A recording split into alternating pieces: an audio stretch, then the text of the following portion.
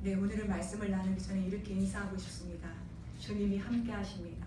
자, 우리 앞에 분들에게 주님이 함께 하십니다 라고 인사할게요. 아멘. 주님이 함께 하시는 것이 우리에게 가장 큰 복입니다. 아멘. 지난주 우리는요, 다니엘서 4장을 나눴거든요. 어떤 내용이 있었냐면, 자신을 신격화시키며 교만히 그 하늘 꼭대기까지 오른 느부갓네살을 하나님이 7년간 비천하게 낮추시죠.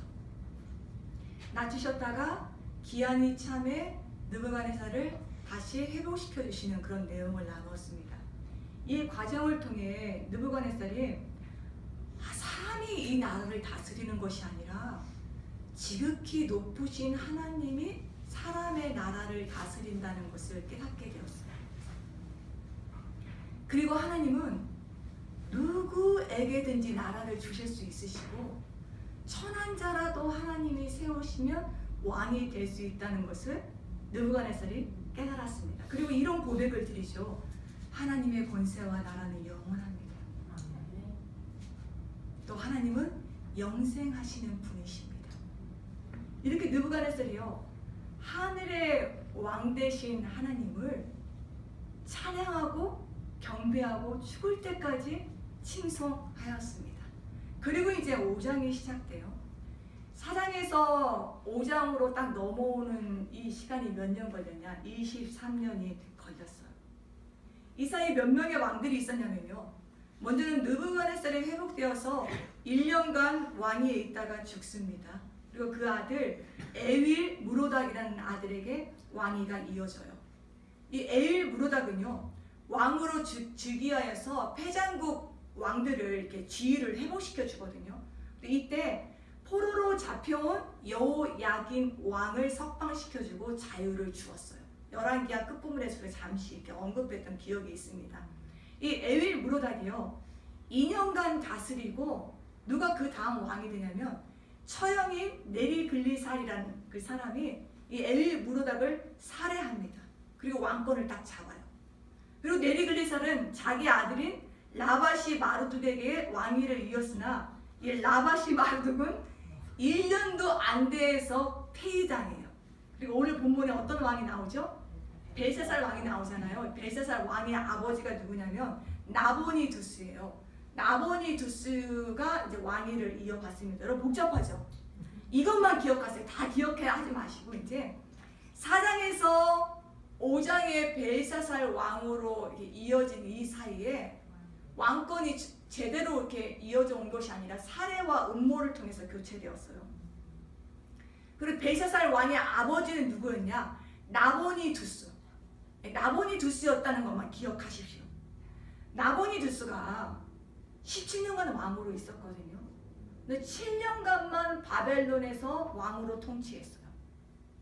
그리고 10년은요, 바벨론 중심부에 살지 않고 사우디아라비아에 있는 테이마라는 곳에서 그곳에서 10년간 삽니다.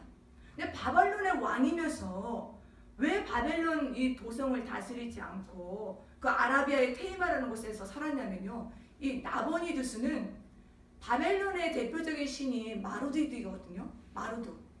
근데 마루둑을 섬기는 것보다 달의 신을 섬기기를 원했어요.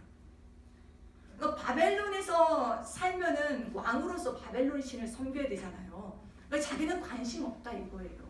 그러니까 권력보다 종교를 선택한 왕이 벨사살 왕의 아버지예요. 그래서 바벨론을 떠나서 아라비아의 테이마라는 곳에서 10년 동안 살았습니다. 근데 여러분, 여전히 바벨론의 실질적인 왕은 그래도 나보니두스예요. 왕권은 나보니두스가 가지고 있었지만 모든 바벨론의 일들을 위임한 것은 또 아들 벨사살이 감당하고 있었습니다. 그러니까 이 두 아버지와 아들이 같이 정치를 하고 있었다라고 생각하시면 돼요. 이제 벨사살이 왕으로 있을 때요, 바벨론이 국가적 위기였어요.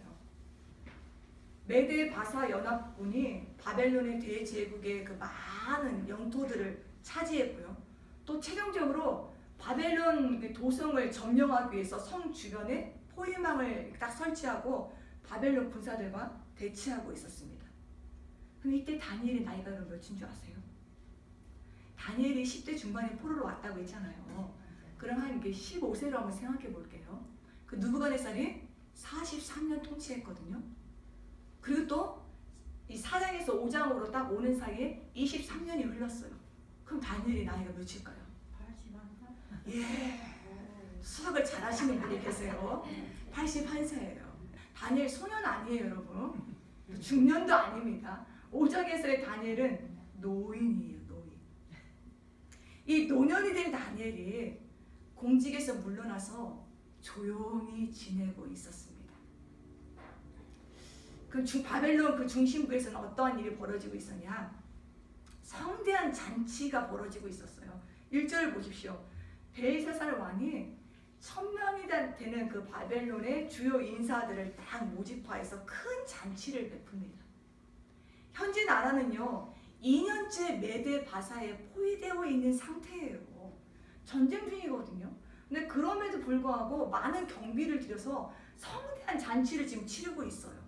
바벨론의 주요 인사들에게 너희들 사기 꺾이지 말라는 것입니다. 우리 바벨론은 쉽게 무너지지 않는다는 거예요. 끄떡없다는 거예요. 그것을 과시하기 위해서 지금 초호화판에 잔치를 벌였습니다. 여러분 바벨론 도성이 얼마나 튼튼한 성이었냐면요. 두터운 외벽과 내벽으로 둘러싸여 있었어요. 굉장히 견고한 성이었어요. 그리고 유브라테스 강이 이게 바벨론 성을 감싸고 흐르고 있었습니다. 그래서 바벨론 성을 요새화처럼 이렇게 딱 만들어 줬어요. 또 성 안에는 최소한 10년 정도는 먹을 수 있는 양식이 비축되어 있었어요. 그러니까 벨사살 왕이 보기에는 자기 나라는 영원할 것이라고 믿어지는 거예요. 아무리 메대 바사국이 연합하여서 쳐들어왔지만 자기들이 자기 풀에 꺾여서 돌아갈 것이다. 그렇게 생각해서 귀족들을 1000명 정도 이제 불러가지고 이제 막 잔치를 벌이고 있거든요. 이 벨사살 왕이 술에 취합니다.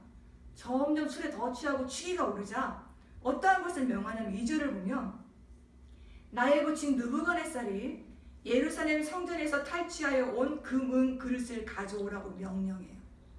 여러분 벨사살의 아버지는 느부갓네살이 아니잖아요. 나보니두스였잖아요. 근데 느부갓네살을 아버지라고 칭하고 있는 것은 바벨론 사람들이라면 누구나가 제일 존경받는 그 영적인 아버지와 같은 사람이 느부갓네살이었어요. 그래서 자기의 아버지와 같은 분으로 인정하면서 지금 말하고 있는 것입니다. 벨사살 왕은요 바벨론 신이 이스라엘 하나님을 패하게 했던 것처럼 지금 성을 포위하고 있는 메대 바사 연합국도 패전국인 유다와 같은 운명이 될 것이다 라는 그 의미로요 예루살렘 성전에서 가져온 그릇들을 가져오라고 합니다. 그 기물들을 가지고 술을 따라 마시겠다는 거예요. 망령된 일을 행하려고. 느부갓네살도 이런 일은 안 했어요. 패전국의 신이라도 신은 신이라고 여기면서 만약에 그 신을 모독하면 자신에게 해가 될까봐 함부로 행하지 않고 그 예루살렘 성전에서 가져온 그 집기들을 기물들을 신들의 보물창고에 넣어 그냥 보관해 두었습니다. 그 어떤 다음 왕들도 이런 생각을 하지 않았어요. 근데 벨사살이 지금 엽기적인 행동을 하고 있는 거예요. 모두가 다 술에 취했어요. 또 흥에 취하여서 하나님의 전 성소에서 가지고 나온 기물들의 술을 따라서 마십니다. 그 살아계신 하나님을 모독해요. 거기다가 4절을 보니까요. 금은, 구리, 쇠, 나무, 돌로 만든 신들을 찬양합니다. 바벨론은 여러분 모든 신들이 집결된 종주국 같은 그런 나라였어요. 그래서 각종 금속과 돌과 나무로 만든 신들을 각 지방마다 달라요. 섬기는 신이. 대표적인 신은 마르둑인데 각 지방과 도시들마다 섬기는 신이 다른 거예요. 금으로 만든 신이 있고 은으로 만든 신이 있고 나무로 만든 신이 있고. 이 장면을 상상해보면 여러분 이런 것입니다. 예루살렘 성전에 있었던 그 기물들을 가지고 와서 다 나눠줘요. 그곳에 모인 그 귀족들에게 나눠주고 술을 따릅니다. 술을 다 딸고 그 중에 어떤 한 명이 금으로 만든 신을 섬기는 지방에서 온 사람이 이렇게 외칩니다. 금으로 만든 우리 신을 위해서 건배합시다. 딱 하면은 다 위하여 하면서 잔을 높이 드는 거예요. 물론 여러분들 이거 성경에 없습니다. 성경 찾고 있는 분 계세요. 상상하는 거예요. 그러니까 그래도 어떤 분이 어떤 한 사람이 은으로 만든 우리 신을 경배합시다 하면 다 같이 또 잔을 들고 위하여 예루살렘에서 가져온 그 성전의 잔을 술을 채워서 이렇게 망령된 짓거리를 하고 있는 거예요. 이런 분위기예요. 하나님께 드려진 구별된 이 성전 기물이거든요. 근데 이걸 가지고 술을 따라서 마시면서 생명이 없는 우상들을 찬양하고 있는 거예요. 방탕과 또 쾌락과 하나님을 모독하며 그런 교만으로 가득 찬 죄의 밤을 보내고 있었어요. 이 밤이 바벨론의 마지막 밤이었습니다. 이때 5절을 보십시오. 사람의 손가락들이 나타나서 왕궁 촛대 맞은편 석회벽에 글자를 쓰기 시작합니다. 여러분 보세요. 이렇게 글자를 막 쓰면 지금 여러분들은 제가 보이잖아요. 아, 사람이 쓰는구나 라고 생각되잖아요. 아니, 여기만 딱 끊겼다고 생각해보세요. 공중에 손가락만 나타나서 이 글을 쓴다고 생각해보십시오. 벨사살 왕이 술을 막 마시고 있는데 신비스러운 손의 형태가 갑자기 공중에서 나타나더니만 왕궁 내벽에 글을 쓰고 있는 거예요. 그걸 딱 보자마자 얼굴빛이 변해. 소스라치게. 술을 계속 마실 수 있었을까요? 술만 떨어지죠. 그 넓적 마디가 또 녹는 듯 하면서 그의 무릎이 서로 부딪힙니다. 달달달달달달. 여러분 이 정도 놀라본 적 있으세요? 말을 할 수 없을 정도로 놀라고 큰 충격을 받은 거예요. 이걸 어떻게 해야 되나? 한 번도 본 적이 없는 장면이 눈앞에 펼쳐졌거든요. 사람도 그래요, 여러분. 한 번도 생각해 본 적이 없는 일이 펼쳐질 때 애간장이 탑니다. 다리는 안 떨릴지 몰라도요, 벌벌이 심령이 떨려요. 우리가 인생을 살면서 내 인생 가운데 무릎이 부딪힐 정도로 충격을 받는 일이 없었으면 좋겠다라고 생각하잖아요. 누구나가 다. 근데 그런 일이 안 일어난다는 또 장담은 못해요. 그게 인생이에요. 근데 저는 여러분들이 충격적으로 놀랄 일을 만났을 때 그나마 놀라면서 막 이렇게 막 꼬꾸라치는 것이 아니라 그때 이 말씀을 기억하셨으면 좋겠어요. 이사야서 41장 10절 말씀인데 두려워하지 말라. 내가 너와 함께하는데 놀라지 말라. 나는 네 하나님이 되느니라. 내가 너를 굳세게 하리라. 참으로 너를 도와주리라. 참으로 나의 의로운 오른손으로 너를 붙들리라. 놀랄 때 여러분 놀람에 삼킴당하지 마시고 이 말씀을 떠올려서 이 말씀을 믿음으로 붙들 수 있는 여러분 모두가 되길 주 이름으로 축복합니다. 벨사살 왕이요 그 심한 공포감으로 술을 마시지 못하고 기록된 글자를 해석할 수 있도록 바벨론의 지혜자들을 소집시키라고 큰 소리를 쳐요. 근데 이게 정신 컨트롤이 안 되는 거예요. 지혜자들이 모이자 이 벨사살 왕이 누구를 막론하고 이 글자를 읽고 해석해주면 내가 자주색 옷을 입히겠다. 그리고 금사슬을 목에 걸어주겠다. 또 나라의 셋째 치리자로 삼겠다고 합니다. 왜 자주색 옷을 입혀준다냐면 여러분 이 말은 어떤 의미가 있냐면 고대 근동에서는 통치자가 입는 전형적인 옷 색깔이 자주색 옷이었어요. 또 금사슬은 특별한 공적을 세운 사람에게 왕이 보상의 차원으로 걸어주는 것이었어요. 그리고 몇째 치리자로 삼겠다고 했죠 지금? 셋째 치리자. 바벨론 제국 서열 1위가 누구냐면요 나보니두스예요. 지금 현재는 2위는 벨사살이었어요. 그러니까 벨사살이 자기 다음으로 셋째 치리자를 삼겠다는 것입니다. 총리로 삼겠다는 거예요. 왕이 엄청난 보상에 대해서 말해 주었는데도요 바벨론 지혜자들이 이 글자를 읽지도 못하고 해석하지도 못했어요. 그러니까 이 벨사살 왕이 속이 바짝바짝 탑니다. 공중에서 손가락이 나타나서 이 벽에 쓰여진 이 글씨 때문에 잔치집이 싸늘한 그 초상집 분위기가 되었어요. 이때 10절을 보면 이 소식을 전해드리는 왕비가 궁에 들어와요. 이 왕비는 벨사살의 아내가 아닙니다. 원어를 보면요, 왕궁에 있는 가장 큰 어른을 가리켜요. 그러니까 벨사살의 어머니가 들어온 거예요. 태후가 딱 들어와서 떨고 있는 벨사살 왕에게 만수무강하옵소서라는 인사말을 건네고요. 왕의 나라에 거룩한 신들의 영이 있는 사람이 있으니 번민하지 말라고 안심시킵니다. 여러분 지금 태후가 누굴 소개하려고 하는지 아시겠죠? 다니엘. 다니엘서를 보면요, 다니엘을 소개할 때마다 거룩한 신들의 영이 있는 자라고 말해주고 있어요. 이것은 다니엘 안에 여러 신들이 있다는 그런 의미는 아닙니다. 이 바벨론 사람들은 유일하신 하나님의 유일신에 대한 관념이 없어요. 항상 여러 신을 섬겼거든요. 그러니까 다니엘은 그만큼 강력하게 하나님의 영이 그 안에서 충만하게 역사하고 있었다는 거예요. 그것을 바벨론식으로 표현한 것입니다. 태후가요, 벨드사살이라고 하는 다니엘을 계속해서 이렇게 소개해요. 그는 마음이 민첩합니다. 또 지식과 총명이 있습니다. 느부갓네살 왕 때에 능히 꿈을 해석하지 못하는 것을 다니엘이 해석하였고 의문을 풀 수 있었으니 벨사살 왕 당신도 다니엘을 부르시면 다니엘이 해석해 드릴 것이라고 합니다. 그 벨사살 왕은요 지금 지푸라기라도 붙잡고 싶거든요. 그러니까 태후의 말을 받아들이고 다니엘을 불러요. 그 다니엘이 왔어요. 소문으로만 알고 있었던 지금 다니엘과 벨사살이 딱 마주친 거예요. 13절을 보면요, 벨사살이 이렇게 말합니다. 네가 나의 부하니 유다에서 사로잡아온 유다 자손 중에 그 다니엘이냐? 라고 물어요. 여러분 이 말은요, 80이 넘은 다니엘에게 예의를 갖추어서 존중하듯이 한 말이 아니에요. 히브리인들에 대한 적대감이 표현되어진 말입니다. 너 유다에서 포로로 잡혀온 그 사람 아니야? 무리하게 이렇게 경멸하듯이 말한 거예요.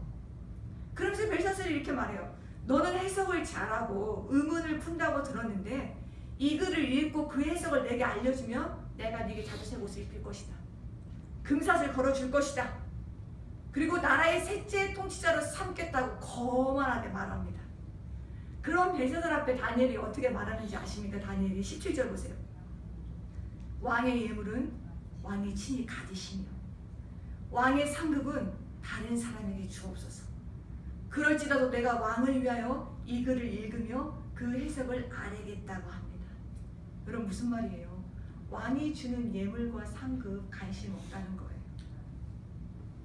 그 다니엘은 세상 권세와 부유, 이런 명예 이런 것들이 들의 풀과 꽃처럼 영원하지 않다는 것을 알고 있는 자예요. 느부갓네살의 꿈을 해석해 주면서도 알고 그 사람의 인생을 보면서도 알아요. 영원한 것은 하나님밖에 없다는 것을 다니엘은 알고 있었어요. 다니엘이 왕이 그런 것을 주지 않으셔도, 내게 아무런 것을 주지 않으셔도 다만 왕을 위하여 해석하겠다고 합니다. 여러분 저 같으면요, 지금 이 벨사살 왕이 뭐 하고 있었어요? 성전 기물들 가지고 술 마시고 하나님 모독하고 있었잖아요. 그리고 또 거만히 지금 말했잖아요. 제가 이 다니엘의 입장이라면 속이 진짜 부글부글 끓었을 것 같아요. 그래도 왕이니까 마음을 제가 추스려야겠지만 추스리면서 언제 한번 이 왕을 어느 때 한 방 먹일까, 이 기회를 호시탐탐 노리고 있었을 것 같아요. 속이 막 뒤집어져서. 근데 다니엘은요, 감정선이 흔들리지 않아요. 여전히 중심이 하나님께 있어요. 이 말은 느부갓네살 왕의 말이 있지 않고 느부갓네살의 사람의 태도가 그 다니엘의 중심을 흔든 것이 아니라 80세가 넘었는데도 다니엘의 중심은 여전히 하나님이었어요. 그래서 왕을 위하여 해석해 주겠다고 하면서요, 바벨론 제국의 가장 위대한 왕이었던 느부갓네살 왕의 이야기부터 꺼내기 시작합니다. 18절부터 21절까지가 그 내용이에요. 이런 말을 했어요. 다니엘이 느부갓네살 왕의 힘으로 바벨론이 대제국이 아닌 것이라는 걸 말합니다. 지극히 높으신 하나님께서 느부갓네살 왕에게 왕의 위엄과 권세와 영광을 주셨기 때문에 많은 백성들이 느부갓네살을 두려워했다는 거예요. 느부갓네살은 사람을 죽이기도 하고 살리기도 하고 높이기도 하고 낮추기도 했어요. 이것은 만물의 통치자인 하나님만이 하실 수 있는 권세였거든요. 근데 느부갓네살이 자신이 가진 절대 권력으로 이런 일을 행사했어요. 그리고 점점점 그 권력에 자기가 도취되어졌어요. 그러면서 어떻게 됐냐? 마음이 더 높아지는 거예요. 교만해지는 거예요. 완악해지는 거예요. 세상에 자기밖에 없는 거예요. 하나님이 이 느부갓네살을 다루시죠. 영광을 빼앗으시고 비천한 자리에 내려앉게 하셨어요. 그를 다루신 결과 느부갓네살이 하나님의 주권을 인정하고 하나님의 통치를 인정하는 왕으로 변화되었다는 이야기를 다니엘이 벨사살 앞에 지금 들려주는 거예요. 그런 다음에 22절 보세요. 다니엘이 이렇게 말합니다. 벨사살이요. 오늘은 보면요. 이렇게 말한 거예요. 느부갓네살 이야기를 다 해준 다음에 그러나 당신 그의 아들 벨사살이요 라고 단호하게 부른 것입니다. 당신은 느부갓네살 왕의 스토리를 다 알면서도 아직도 마음을 낮추고 있지 않습니까? 이거예요. 당신은 느부갓네살이 어떻게 낮아졌고 하나님이 그를 어떻게 회복시켰는지 그걸 다 알면서도 어떻게 하나님보다 당신을 더 높일 수 있습니까? 또 의도적으로 하나님을 경멸하기 위해서 성전에서 가지고 온 기물들을 가지고 술을 마실 수 있으십니까?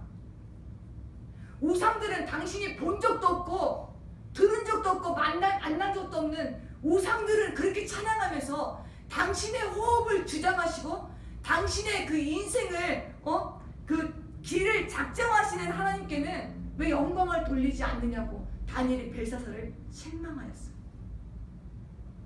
그리고 글자를 읽고 해석하기 시작합니다. 쓰여진 글자가 어떤 글자였냐면요. 메네 데겔 우바르신 아람어였어요. 근데 당시 아람어는 여러분 이방인들 사이에 주로 쓰여졌던 통용어거든요. 근데 이 글자가 제대로 쓰여졌다면 그 읽는 귀족들도 다 알아볼 수 있는 글자였어요. 근데 이 글자를 읽는 사람이 없었다는 것은 일반 사람들이 알아볼 수 없는 형태로 쓰여졌던 것 같아요. 근데 여러분 제가 이게 설명해 드릴게요. 잘 기억해 두셔야 됩니다. 먼저 메네는 어떤 뜻이었냐면요. 수를 세었다, 계산되다, 헤아려지다, 카운트하다 이런 뜻이에요. 그럼 데겔은요. 저울의 무게를 달다라는 뜻입니다. 우바르신이 있잖아요. 우바르신에서 우는 그리고라는 접속사예요. 그리고 바르신은 28절에서는 여러분 베레스로 나옵니다. 바르신은요 베레스의 복수형이에요. 그래서 뜻이 뭐냐면 조각조각들로 쪼개어지고 나누어지다라는 뜻입니다. 자, 제가 여러분에게 한번 이렇게 질문 드려볼게요. 저울의 무게를 달다라는 단어는 데겔. 오. 자, 뜻을 세웠다, 계산하다, 헤아려지다. 네네. 자, 베레스의 복수형인데요. 조각조각들로 나누어지다. 바르신. 그리고라는 접속사. 네. 그러니까 메네 데겔 우바르신 이거를 딱 조합해 보면요. 그냥 요 자체만으로 딱 조합해서 읽어보면 세어보고 저울로 달아보고 그리고 쪼개어 나누어졌다라는 뜻이거든요. 어떤 의미인지 제대로 감이 오지 않잖아요. 뭐가 쪼개어졌다는 것인지, 뭐가 나누어졌다는 것인지, 뭘 또 달아보았다는 것인지. 근데 다니엘이 하나님의 지혜로 이렇게 해석합니다. 메네가 2번 반복되었잖아요. 이것은 하나님이 바벨론 나라와 통치자들이 어떻게 살았는지 그 날수를 계속 신중하게 세우셨다는 거예요. 그들의 삶의 무게를 어떻게 살았는지 저울로 한 번만이 아니라 신중하게 달아보셨다는 것입니다. 그런데 아무리 다시 계산해보고 아무리 무게로 다시 이렇게 저울로 달아봐도 부족함만 보인다는 거예요. 무게가 안 나간다는 거예요. 그래서 하나님이 바벨론 나라의 시대를 끝내기로 작정하셨다는 것입니다. 결정하셨어요. 그리고 바벨론은 메대와 바사의 연합국의 중바가 되었다고 다니엘이 해석해 주었습니다. 저는 메네메네 데겔 우바르신 이 단어에서요, 메네메네 데겔이라는 단어만 우리의 삶에 적용해 보고 싶습니다. 여러분, 우리의 인생에도 메네와 데겔의 때가 언젠가 올 것입니다. 하나님께서 우리에게 허락해 주신 그 인생의 날수를 하나님께서 세시면서요, 어떻게 살았는지 말씀의 저울로 달아보실 때가 있으실 거예요. 여러분은 하나님께서 여러분의 인생을 그 날수를 세시면서 한 날 한 날마다 어떻게 살았는지 하나님이 그 말씀의 저울로 달아보실 때 자신 있으십니까? 우리가 아무리 의롭게 산다 해도요, 하나님의 저울에 달려져서 부족함이 드러나지 않는 사람은 없을 거예요. 근데 감사한 것은 우리의 의를 계산해서 하나님이 우리를 심판하지 않으시고요, 예수 그리스도의 의를 받으셔서 우리의 부족함을 예수 그리스도의 공로로 덮어주신다는 것입니다. 그런데 그렇다고 해서 여러분 또 아무렇게나 살라는 것 아니에요. 나는 하나님이 매네매네 되게 하셔도 예수 그리스도의 의가 나를 덮어줄 것이다. 나는 이제 아무렇게나 살면 된다. 그렇게 하시면 안 됩니다. 여러분 잘 들으세요. 구원은요, 예수 그리스도의 십자가의 공로로 은혜로 받게 되는 거거든요. 그러나 하나님이 주시는 상급은요, 매네매네 대길로 받게 됩니다.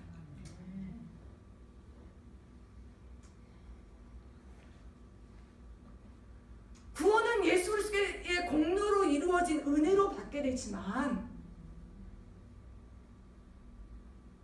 우리가 살아온 인생의 날수를 하나님이 계산하시고 무게를 저울로 달아보셔서 상급을 주신다는 거예요.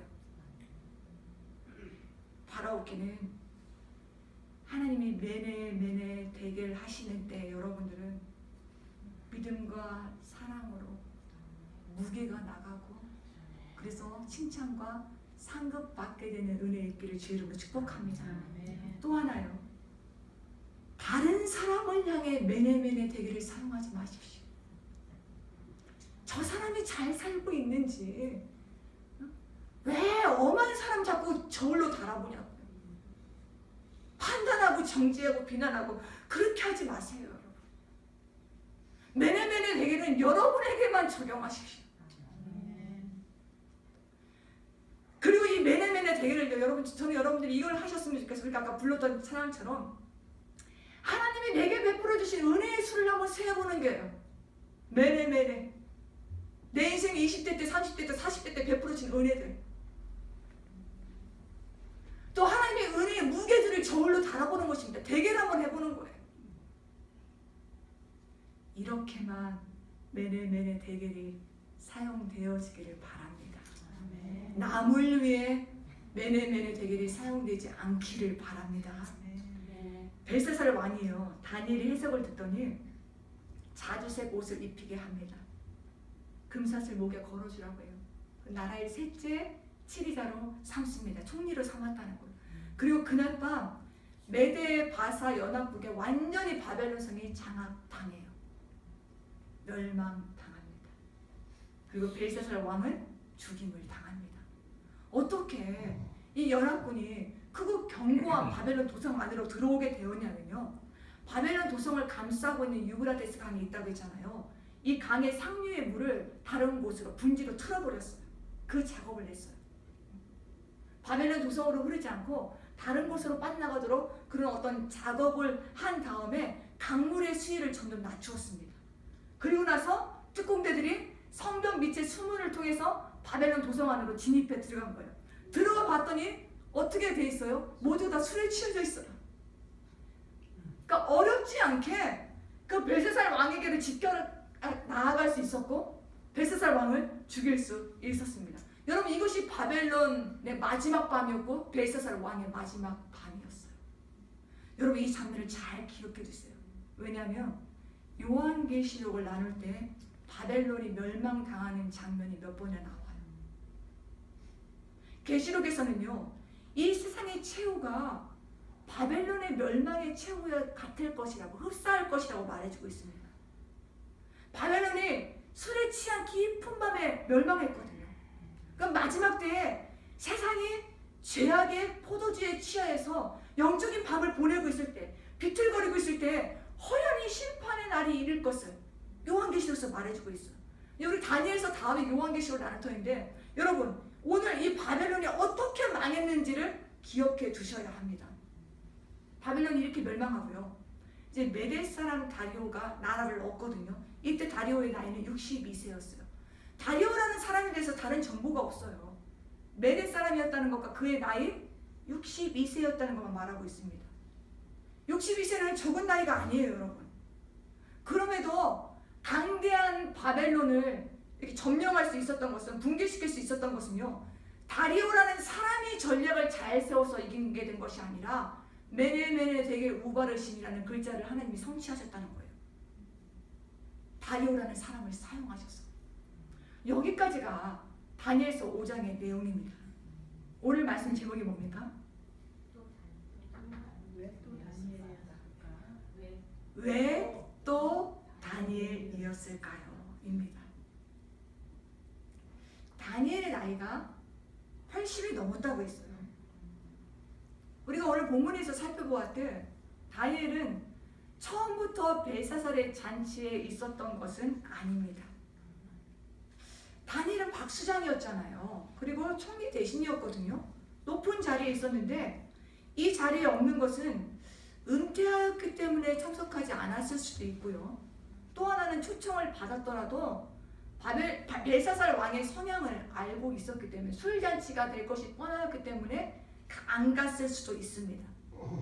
다니엘이요, 초대를 받았건 초대를 받지 않았건 우리가 한번 생각해 봐야 되는 것은, 하나님께서 노년이 된 다니엘을 다시 세우려 하신다는 것입니다.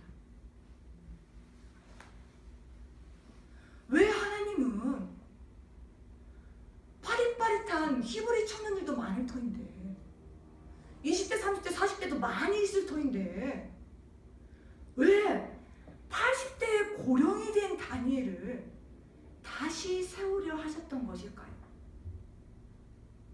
어차피 바벨론은 여러분 멸망당할 거잖아요. 그럼 다니엘 부를 필요도 없이 그냥 하나님을 만홀히 여기고 있는 이 벨사살 왕이 술을 따서 막 마시고 있을 때 그냥 그 자리에서 불을 내려서 심판하실 수도 있으셨거든요. 근데 다니엘이 아니면 안 되는, 해석이 안 되는 글자를 하나님이 벽에 씌우셨단 말이에요. 기록하셨다는 말이에요. 그래서 다니엘을 다시 등장시키셨어요. 다니엘을 다시 부를 수밖에 없는 상황을 하나님께서 만드셨어요. 왜 그러셨을까요? 이것에 대해 생각해 본 것을 이제 나누면서 말씀을 마치겠습니다. 여러분은 다니엘서 5장 중에 어떤 부분이 딱 마음에 심겨지는지 모르겠어요. 어떤 분은 뭐 메네 되게 우바르신이라는 문장일 수도 있는데, 저는요 5장을 묵상하면서 거칠고 교만하게 말하는, 무례하게 말하는 벨사살 왕 앞에서 다니엘이 침착하고도 당당하게 하나님을 경외하는 자로, 그러면서도 덕을 갖추어서 말하는 이 모습이 제 안에 인상적이었어요. 감정선 하나 흔들리지 않고. 그러면서 신약에 있는 베드로후서 1장 4절에서 7절 말씀이 떠올랐습니다. 이런 내용이에요. 베드로는 예수 그리스도를 믿고 구원받아 하나님의 자녀가 된 자들은 보배롭고 지극히 큰 약속을 받은 자라고 정의합니다. 그러면서요, 그리스도인은 구원받은 것을 다로 여겨서는 안 된다고 말해요. 그것이 목적이 아니라는 것입니다. 구원받고 천국에 가는 것이 목적이 되어서는 안 된다는 거예요.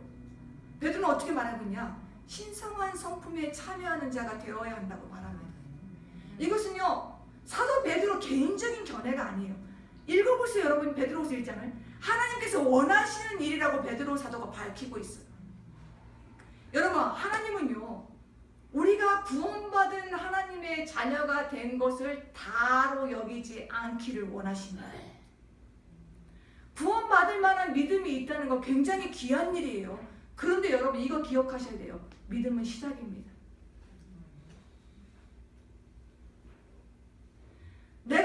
그리스도를 믿는 그 믿음이 있다고 해서 종착역이 된 것이 아니라 이제 시작이에요. 베드로 사도에 의하면요, 하나님은 우리가 믿음으로 끝나지 않고 믿음에 뭐가 있어야 된대요? 덕을 갖추기를 원하세요. 덕에 하나님과 예수 그리스도를 알아가고 또 알아간 것을 따라가는 지식이 있기를 원하세요. 그 지식이 또 때로는 절제가 있기를 원하십니다. 절제의 인내를, 인내의 경건을, 경건의 형제 우애를, 형제 우애의 사랑이 더하여진 하나님의 성품에 참여하는 자가 되기를 하나님이 원하신다는 거예요. 그러고 보니까 오늘 본문에서 다니엘을 보니까요, 기본적인 믿음이 느껴져요. 기본적으로. 맞죠, 여러분? 하나님을 경외하는 믿음 느껴지잖아요. 또 무리하게 나오는 벨사살 왕 앞에서도 중심을 딱 지키면서 하나님의 뜻을 전달하는데 덕스럽게 전달하고 있어요. 맞습니까? 교만하지 않잖아요. 또 하나님을 알고 경외하는 지식도 느껴져요. 또 절제도 느껴지고 인내도 느껴지고 경건도 느껴지고 형제 우애와 또 심지어는 벨사살 왕 같은 사람도 안타까워 여기는 그런 사랑도 느껴져요. 80이 된 다니엘의 겉모습은 후패했어요. 여러분 80이 됐는데 팽팽할 거 생각하시면 안 돼요. 늙는 게 자연스러운 거예요. 80이 된 다니엘이 겉모습은 늙어요. 머리도 하얗고. 그런데 그의 속사람은요, 하나님을 닮은 신성한 성품으로 충만합니다. 이것에 도전받기를 주 이름으로 축복합니다. 근데 안타까운 것은요, 오늘날 많은 그리스도인들이 믿음은 있는데 덕이 없어요.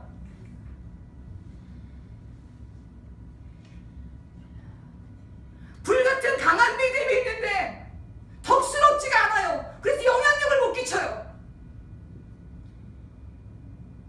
똑똑하고 실력 있는 그리스도인들 많아요. 지식이 있어요. 그런데 덕을 갖춘 그리스도인들이 많지 않더라고요.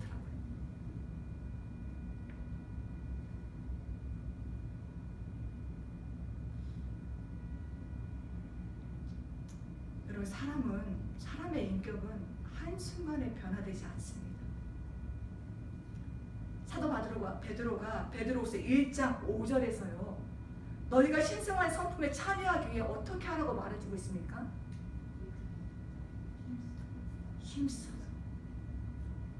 힘쓰라고 말해주고 있어요. 힘써.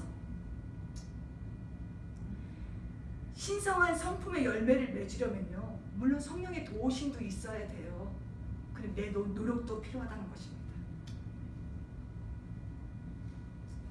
하나님 내게 덕 주세요. 하나님 절제 주세요. 인내 주세요. 기도한다고 해서 신성한 성품에 참여하게 되는 것이 아니라는 거예요. 그 환경을 만났을 때 끝까지는 노력해야 된다는 거예요. 절제해야 되고 인내해야 되고 힘써 노력해야 된다고 했어요. 여러분, 또 오늘 본문을 다니엘이 왕이 상급을 준다고 했을 때 막 힘써서 일부러 막 절제하며 노력했다고 보시면 안 됩니다. 또 무례한 왕에게 싸늘하게 말하고 싶은데 막 힘써서 억지로 인내했다고 보시면 안 돼요. 여러분, 80이 넘은 노인은요, 몸에 밴 것이 나오게 돼 있어요. 제가 이걸 말하고 싶은 거예요. 이혜재 권사님 고개를 끄덕끄덕 하십니다.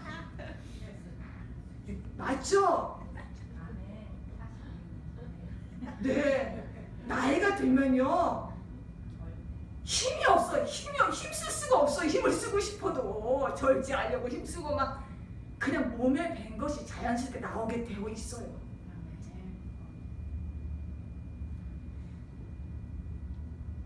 그 다니엘이 몸에 밴 것이 지금 나오고 있다는 거예요. 여러분, 좋은 것이 몸에 배려면 어떻게 되는지 아세요? 훈련이 되어야 돼요. 끊임없이 내가 의식을 해야 돼요. 의식하며 살아야 돼요. 그것이 내 습관이 되도록, 더 나아가 내 삶이 되도록 힘써야 됩니다. 다니엘은 이미 이 단계를 거쳤다는 거예요. 다니엘이 80이 되는 동안 하나님의 말씀에 순종하기 위해서 힘써온 부분들을 한번 생각해 보십시오. 덕을 갖추기 위해서, 하나님을 경외하는 믿음은 기본적으로 있었거든요. 덕을 갖추기 위해서, 또 지식을 갖추기 위해서, 절제를 갖추고 인내를 갖추고 경건을 갖추고 형제 우애를 갖추고 사랑을 갖추기 위해서 그가 의식적으로 힘쓴 부분들을 한번 생각해 보시라고요. 다니엘이 노년이 되었는데도 쓰임받은 이유에 대해서 여러 학자들이 한결같이 이렇게 말합니다. 다니엘이 히브리어와 아람어에 능통한 자였다. 똑똑했다는 거죠. 그래서 70년 포로 기한을 이루기 위해서는 다니엘이라는 사람이 적합했다고 이런 말들을 해요. 그런데 제가 봤을 때는 저는 그것이 다가 아니라고 생각해요. 여러분이 정말 오래도록 소망하면서 기다려온 그 일이 있어요. 어떤 일이? 그 일을 누구와 어떤 사람과 하고 싶습니까? 신뢰하는 사람과 하고 싶죠. 믿음이 가는 사람과 하고 싶잖아요. 중요한 일. 아무하고나 하고 싶지 않잖아요. 하나님이 그러신 거예요. 70년 후에 자기 백성의 자유와 회복과 이 해방이라는 중요한 일을 누구와 하고 싶었냐면요. 하나님의 인격을 닮아 있는 신성한 성품을 가진 다니엘과 하고 싶었던 것입니다. 그래서요, 한순간에 바벨론을 하나님이 멸망시킬 수 있으셨거든요. 그런데도 그렇게 하지 않고 다니엘을 다시 총리로 세우시기 위해서 하나님이 사건을 만드신 거예요. 일부러 글자 안 쓰시고 멸망시킬 수도 있으시잖아요. 하나님이. 근데 다니엘이 다시 등장해야 돼요. 해석해야지만 다시 총리로 세워져요. 그래서 예루살렘으로 돌아가는 명령이 또 고레스 왕 때 내려지거든요. 이 중요한 일을 또 다니엘이 또 감당해야 돼요. 하나님이 그 정도로 다니엘과 동역하고 싶은 거예요. 사람은요, 이왕이면 젊은 사람, 빠릿빠릿한 사람도 하고 싶거든요. 그렇죠. 하나님은 달라요. 신성한 성품에 참여하는 자를 찾고 계십니다. 아무리 젊어도 하나님의 인격을 닮지 않으면 하나님이 계속해서 유보시키세요. 사랑하는 성도 여러분, 하나님이 중요한 일을 함께 하고 싶어 하셨던 다니엘과 같은 사람이 되시길 주의 이름으로 축복합니다. 그럴 수 있도록 여러분이 조금이라도 더 젊었을 때 힘써 믿음의 덕의 지식의 절제를, 절제의 인내를, 인내의 경건의 형제 우애의 사랑을 더하는 훈련을 해 나가시기 바랍니다. 여러분, 내 자신이 무엇이 부족한가 한번 생각해 보세요. 그 부족한 것들을 의식적으로 보강시키려고 훈련하십시오. 몸에 배도록. 여러분들 모두 하나님의 인격을 닮은 신성한 성품이 몸에 배어서 무르익어가는 인생들이 되시기를, 그래서 중요한 자리에 하나님이 여러분과 동역하고 싶어하는 그런 일이 있게 되기를 주의 이름으로 축복합니다. 아멘.